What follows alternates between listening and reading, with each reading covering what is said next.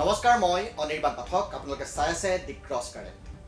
অসমীয়া ভাষাই ধ্ৰুপদী ভাষাৰ মৰ্যাদা পালে, কিন্তু অসমীয়া ভাষাত জাননী, বিজ্ঞাপন আদি প্ৰকাশৰ বাবেও চৰকাৰী সিদ্ধান্তলৈ বাট চাব লাগিব নেকি?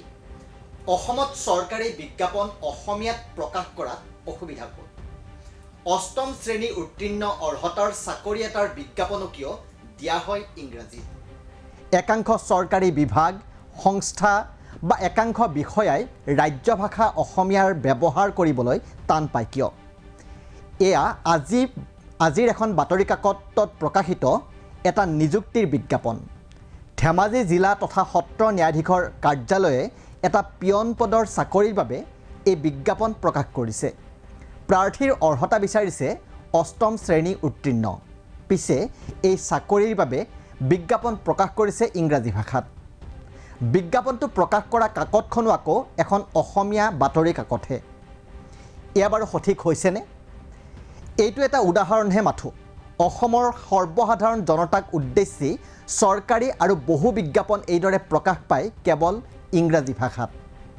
অসমীয়া ভাষা ব্যৱহাৰত বিভিন্ন বিভাগৰ তথা বিষয়াসকলৰ এই অনীহা আচলতে কিয়? অসমীয়া ভাষাই ধ্ৰুপদী ভাষাৰ মৰ্যাদা পালে। অসম চুক্তিৰ ধাৰা ৬ ৰূপায়ণৰ বাবে ইতিমধ্যে চৰকাৰে পদক্ষেপ লৈছে। আছুৰ সৈতে হোৱা মুখ্যমন্ত্ৰীৰ আলোচনা মৰ্মে ইতিমধ্যে অহা এপ্ৰিল মাহৰ 14 তাৰিখৰ পৰা ব্ৰহ্মপুত্ৰ উপত্যকাত সকলো চৰকাৰী জাননী, অধিসূচনা ইত্যাদি ইংৰাজীৰ সৈতে অসমীয়াটো বাধ্যতামূলকভাৱে প্ৰকাশৰ সিদ্ধান্ত লোৱা হৈছে। সেয়া সঁচাকৈয়ে আদৰণীয়, কিন্তু তাৰ বাবে অহা 14 এপ্ৰিললৈকে বাট চাব লাগিবই নেকি? জিলা পৰ্যায়ৰ এটা চতুৰ্থ বৰ্গৰ চাকৰিৰ বিজ্ঞাপনো অসমীয়া ভাষাত প্ৰকাশ কৰিব নোৱাৰাৰ কাৰণটো কি? এই বিজ্ঞাপনটোক লৈ আৰু এটা প্ৰশ্ন। অসমৰ চৰকাৰী বিদ্যালয়ত অষ্টম শ্ৰেণী পৰ্যায়লৈকে ইংৰাজী ভাষাটো বাৰু ইমান ভালকৈয়ে পঢ়োৱা হয়নে যে অষ্টম শ্ৰেণী উত্তীৰ্ণ এজন ছাত্ৰৰ বাবে ইংৰাজীত এটা বিজ্ঞাপন পঢ়া আৰু বুজাত সহজ হ'ব? এয়া বাৰু যথোপযোগ্য হৈছেনে? আচলতে একাংশ বিভাগ, চৰকাৰী সংস্থা বা বিষয়াই অসমীয়া ভাষাত বিজ্ঞাপন প্ৰকাশ কৰাত ইমান অসুবিধা পায় কিয়?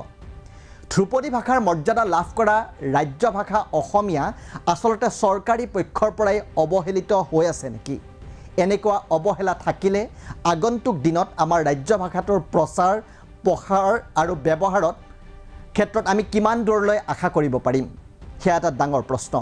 ধন্যবাদ।